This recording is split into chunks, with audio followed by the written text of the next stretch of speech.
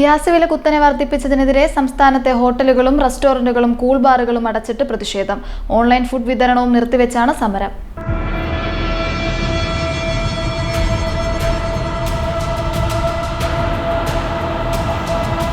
കേരള വ്യാപാരി വ്യവസായ സമിതി, ഹോട്ടൽ ആൻഡ് റെസ്റ്റോറന്റ് അസോസിയേഷൻ, വ്യാപാര വ്യവസായി ഏകോപന സമിതി, all Kerala caterers association, hotel owners federation തുടങ്ങിയ സംഘടനകൾ സമരത്തിന്റെ ഭാഗമായി 19 കിലോ വാണിജ്യ സിലിണ്ടറിന് 993 രൂപ ഒറ്റയടിക്ക് കൂട്ടിയത് ഒരു തരത്തിലും അംഗീകരിക്കാൻ സാധിക്കില്ലെന്നും ഹോട്ടൽ വ്യവസായം തകരുമെന്നും അസോസിയേഷൻ ഭാരവാഹികൾ പറഞ്ഞു.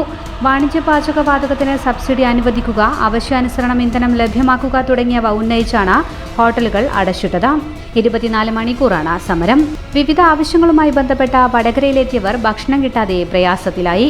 അതേസമയം ഇന്ത്യൻ കോഫി ഹൗസ് വടകരയിൽ തുറന്ന് പ്രവർത്തിച്ചു. നല്ല തിരക്കാണ് ഇവിടെ അനുഭവപ്പെട്ടത്. ഇത് മതിയോ?